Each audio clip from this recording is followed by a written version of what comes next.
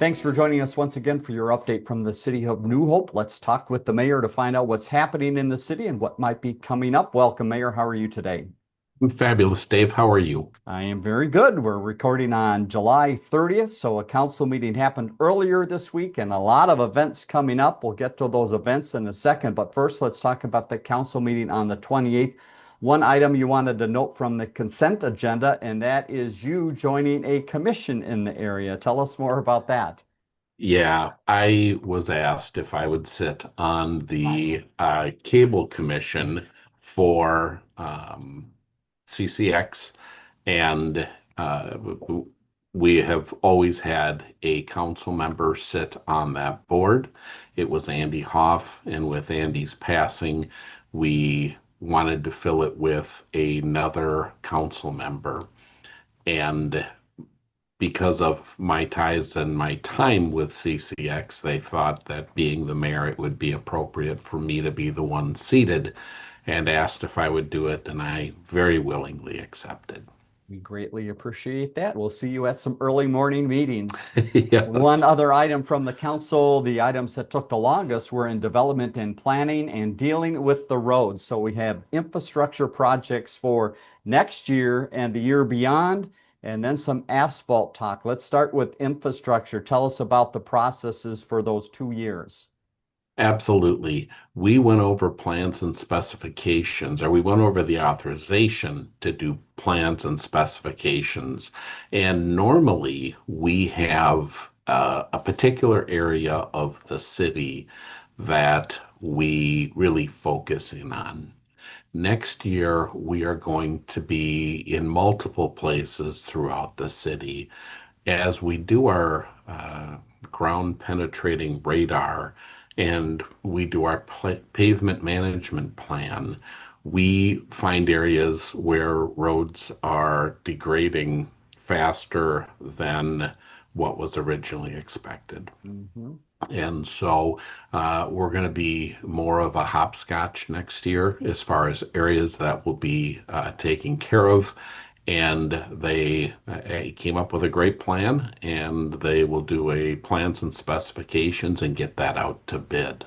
That's for 2026. Okay. And this is the first, and this will be the first time since I've been on council since '08 that we look 2 years in advance. And this Mhm. was necessary because a lot of this work is surrounding the Safe Walks to School grant or Safe Routes to School grant that we received. And it's going to be up in the area of 62nd and Winnetka. I'm sorry, 62nd and Boone, Mhm. near Meadow Lake Elementary. Right. And they need to get all of this information put together to turn into the grant people. We've already received the grant, and so now they need to know how we are going to spend the money. And so we approved the not only the 2026 plans and specification authorization, but we also did that for 2027. Mhm. And when you have an additional entity working into this, we it makes it more difficult. And we have two. Okay. 62nd is a shared road with Brooklyn Park. So we will be doing our work on the south side. Brooklyn Park will be Got it. doing the work on the north side. And so the two entities, it makes things more difficult. Makes Now sense. you add in the school district, Right. and obviously it's going to be impacting their school greatly, and it will be done over the summer, so it won't impact operations for them. But it's been really great, and I've been to meetings with all of the entities involved. Truly appreciate the partnership of Brooklyn Park and the school district in working together to really get an important project done. All right, more on that as the work comes in the next few years. One other piece of business and development and planning at the council meeting on the 28th was crack seal repair. So this is working on some of the streets, and we've got one project going now, which we'll talk about later, but this is looking ahead to another project. Yeah, the really the biggest part of that was education. And there are different types of crack repair that we're seeing throughout the city. And one is the one that I'm getting all the calls on is they come through, they spray the crack, and then they go over it with a paper material, Hmm. over the mastic material. And so that's supposed to help fill in the crack and help build the roadway underneath it where the crack was. The challenge is that if that road is not going to be followed up with a seal coat or a fog seal, then that some of that white, what people call toilet paper, it's Right. a tape, can blow, can around the edges blow away and will blow into people's yards. And people are like, well, why is this happening? And so I got a number of calls about that. And the first areas where they were doing a coating on the road after the crack repair, that those have been done, and they're moving and working towards getting it done in the rest of the areas that will be getting those treatments. But again, some will be just the mastic material, and then the white tape over the top. Okay, very good. All sorts of education happens at these council meetings about the roads and everything in Yeah, town. So that's yeah. your recap of the last council meeting. Let's move ahead to some events. As we mentioned, a lot going on in the city as we end up July and get into the beginning of August. Tell us about some of the busy things that are going on that people can get out and enjoy. But we're right in the thick of the off-Broadway music theater, or OBMT. Shrek the Musical is happening at the New Hope Performance Center. And the first night, unfortunately, had to be canceled due to weather. Hmm. And the sponsor for that evening, Reese Berthoff, our city manager, Sure. and they were able to change that to this Friday evening. So we will be attending Shrek the Musical Friday Nice. evening at 8 p.m. It goes 8 to 10 p.m. And so that is, from what I'm hearing from the people that have been there already, that it's a great performance and really to the standards that people expect out of OBMT. Hmm. And again, all local talent and really is great community theater. Thursday, we have, of course, the New Hope Community Farmers Market, and that's at the New Hope Church parking lot, really on the corner of 169 and 42nd. The entrance is off of Gettysburg. So it's 4225 Gettysburg Avenue North. And then on Friday, as we do throughout the summer, Food Truck Friday at Civic Center parking lot from 11 a.m. to 2 p.m. I went last week and there were a bunch of food trucks there, and boy, just about all types of food you could imagine or want. And went and was able to have lunch there and connect with community members and city staff. It's a great community event.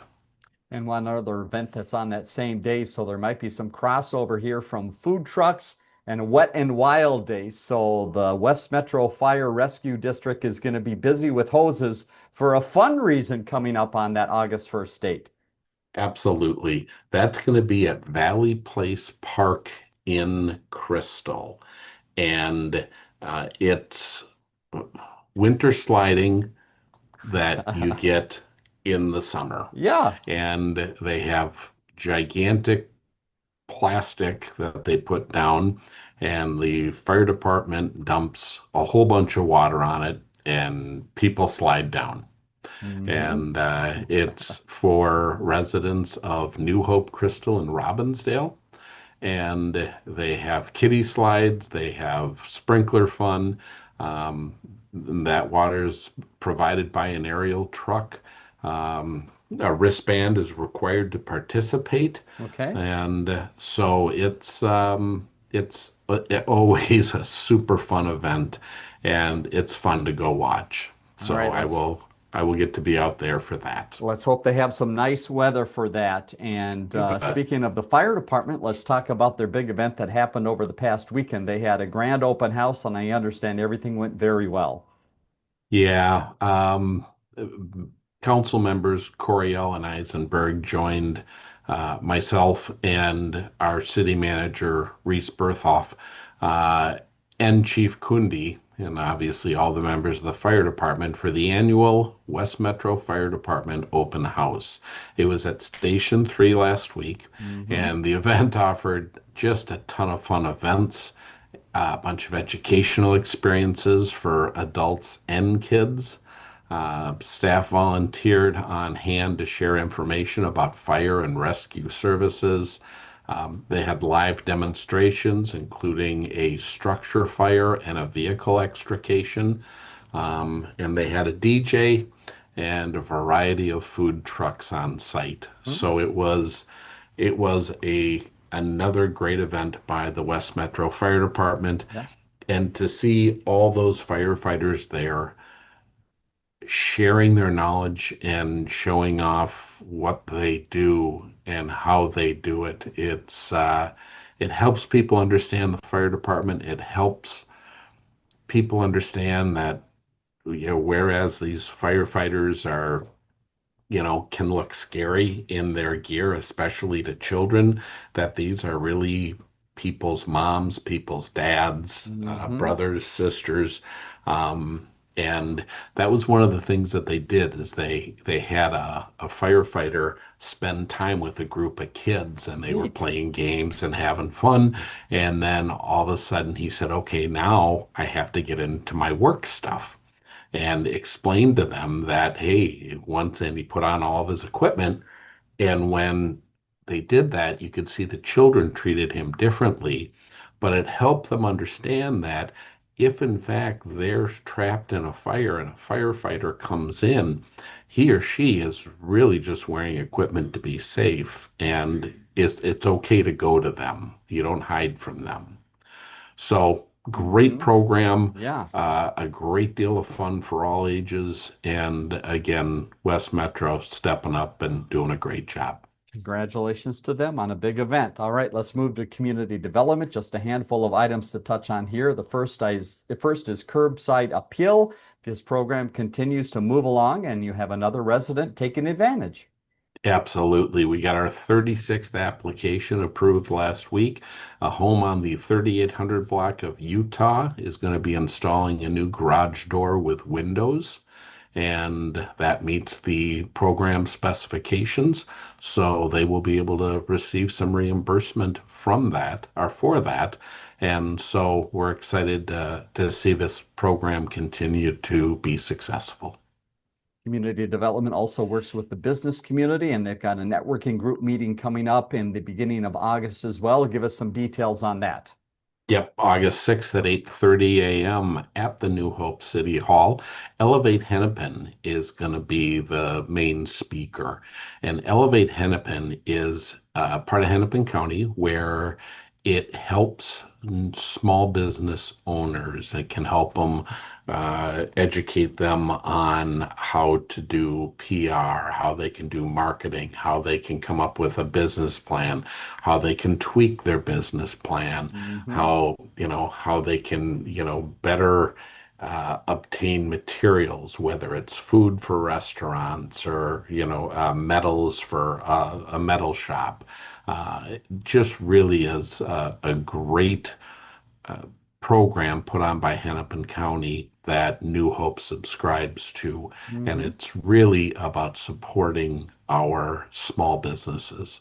So we're excited to have them Yeah.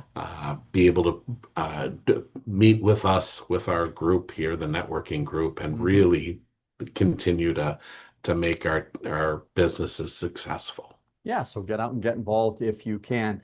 Community Development also works with scatter site housing. Let's update residents on a few properties here. The first is at 3865 Jordan, and this is a property that's seen some work done, but also Mhm. seen some city staff there for a particular reason. What's going on?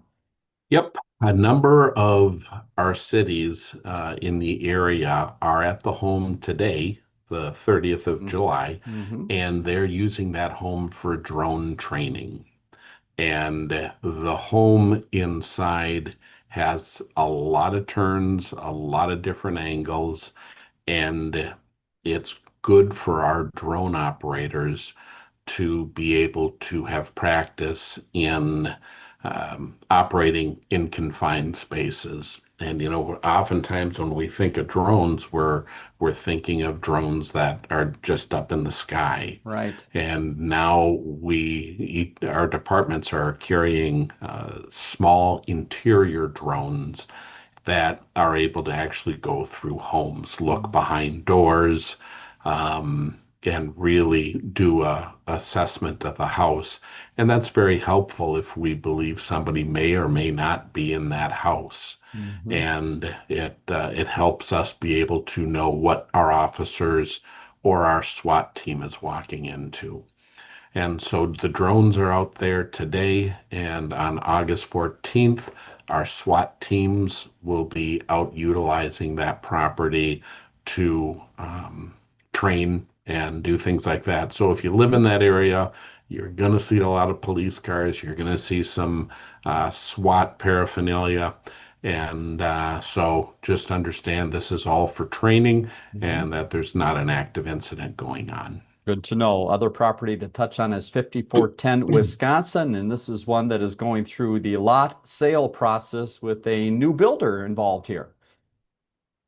Yep, we sold two lots to the American Dream Team, Dream Home Team, the American Mm-hmm. Dream Home Team, Got it? and they purchased the lot. It closed on July 18th. It's at 5410 Wisconsin. We're excited to see the home that they're going to put in. They do not have any homes in Minnesota. They have a number they've built in Wisconsin, and they're branching out over here. And so we saw an awful lot of product that they did over in Wisconsin, and great looking homes. So we're excited to see what they do for us here in New Hope. We'll keep you updated through that process. One final community development note, that would be a new business coming to town. What is the business? Where is it going to be located? You know, bringing businesses into town is one of my top priorities as a mayor. And we were able to land Mixley Cocktail. It's going in at 5100 Highway 169, and it's going to be production, warehousing, distribution of cocktail mixes. And we've seen these in stores throughout the metro, and it's nice that they're going to be calling New Hope their home. Let's move ahead to the police department. Just a few items to touch on here. The first is to touch on records management. So tell us what this means in the police world and why there's some updating going on right now. Absolutely. When people have contact with the police, it goes into a records management system. The current records management system that's used by most departments across the state of Minnesota is reaching its end of life. So the cities of Crystal and New Hope, no, the cities of New Hope and I'm going to try this again, Dave. The Okay. cities of Plymouth and New Hope There we go. have already locked into a records management system with a new developer. The cities of Crystal and Robbinsdale are meeting with this developer this week Okay. to see if, in fact, it is going to meet our needs. The really important thing about this, Dave, is that the more we can share information, the better we are. Right. If, say, a Robbinsdale officer makes contact with somebody in Robbinsdale and yet they live in Plymouth. What sort of contacts has this person had with other law enforcement agencies? Is this is the story we're getting likely true? Is this, is this a ruse? And so the more we can tap into and share each other's information, Mhm. that's important for public safety. And so we're working, moving forward with that, and we'll see how it works out. It's a new system, uh, but it's being put together by people have who have put together other systems, Okay. and great people working on through CJN, Criminal Justice Network, great group of people, and I'm sure their product that they're going to be demoing to Crystal and Robbinsdale this week will be great. So hopefully we can move forward with that and get as many agencies around here on this so that we can be more effective. Another update from police is the number of incidents over the last week. What was that latest number, and what do you take away with that number? Yeah, July 17th to the 23rd, we had 507 related police incidents.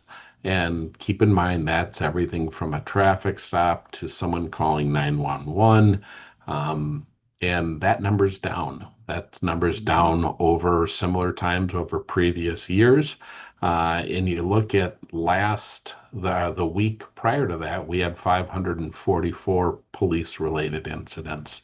So that number's down. We're usually expecting it to be up more than it is. And that's fine. That just means that our officers have more time for proactive patrol, community engagement, and whatever else they're going to do on their shift, whether it's going to be more traffic or stopping and shooting basketball with kids down at Hidden Valley Park. Very good. All right. And one final note in police, we have the officer spotlight of a few officers working together very quickly to come out with a good resolution. Give us that update. Yep, last week officers responded to the report of an injury accident in which the striking driver had fled the scene. Officer Kuiper arrived on the scene of the accident and was able to speak to a number of witnesses who provided a very good description of the individual that fled.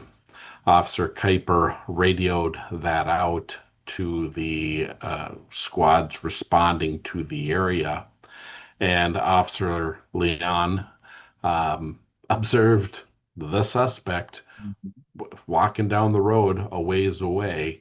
And Officer Leon made contact with that individual after making eye contact with him.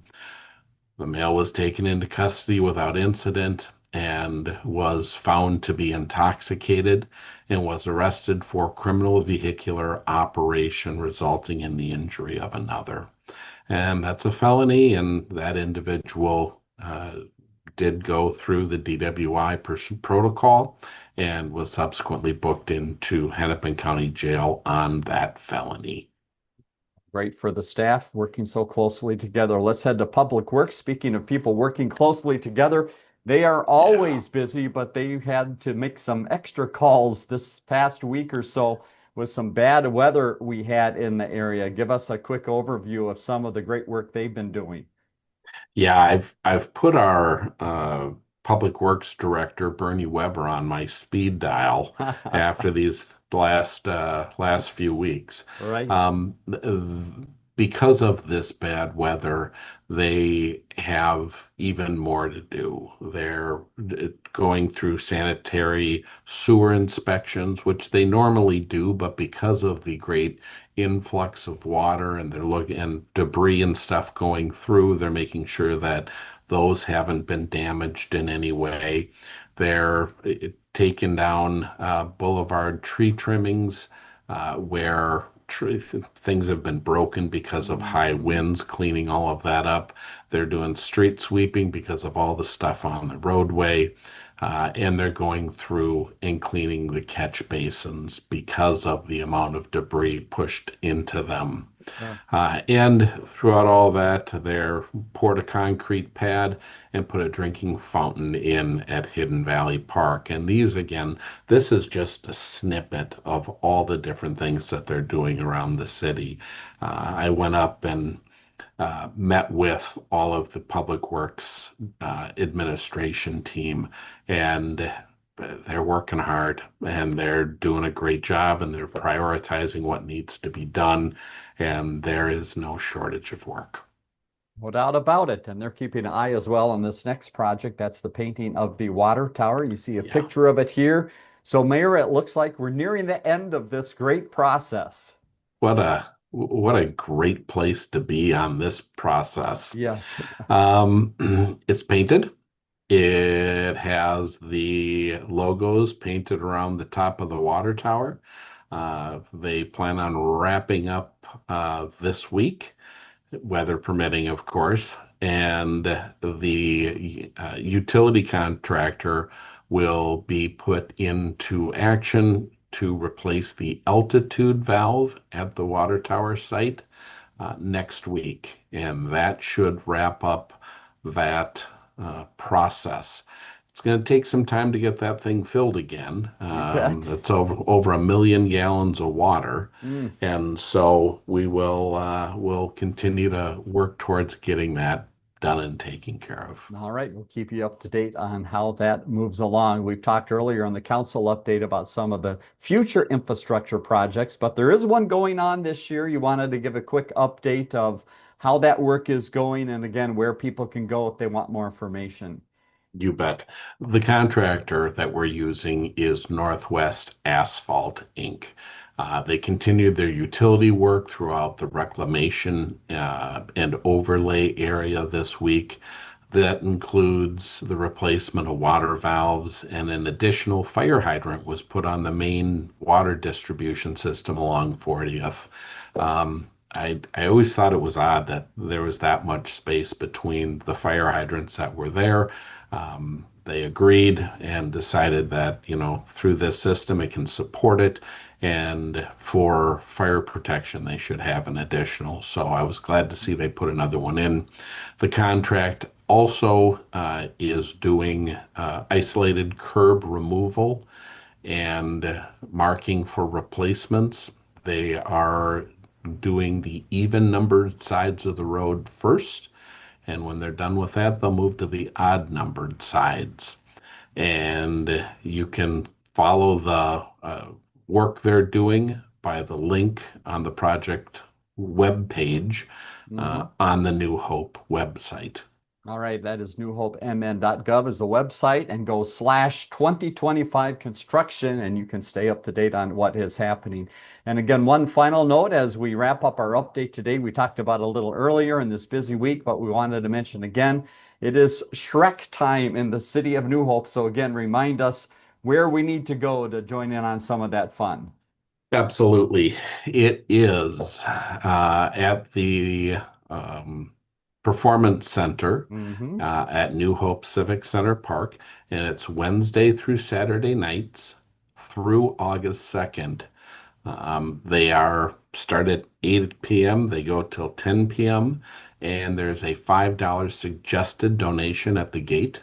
And for more information on that, you can visit the OBMT Off-Broadway Music Theater website at www.obmt-newhope.org. And that will give you all of the information that you need if you didn't have it. Also, plan on bringing your own chairs. Yep, chairs, bug spray, blanket, all those things might be good for a night out in New Hope, but it is great fun. Well, Mayor, thanks once again for your time today and for the update of all that's going on in the city. And folks, stick with us. We're going to show you a few more events in town in just a second here. Mayor, have a great week. Talk to you again soon. Dave, you too. Thank you, sir.